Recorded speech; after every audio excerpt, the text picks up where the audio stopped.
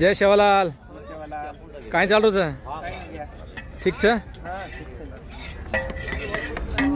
एकच नंबर असा रस्सा आणि पालातील जेवण. बाबूराव अख्ख्या महाराष्ट्राच्या परिचयाचा बाबूराव आपला.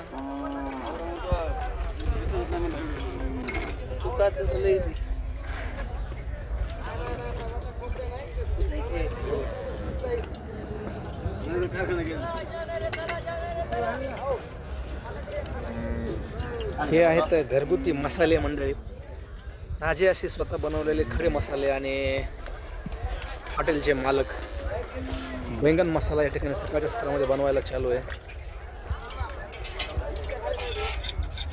मालक राम राम. सांगा आलो तुमच्या भेटीला.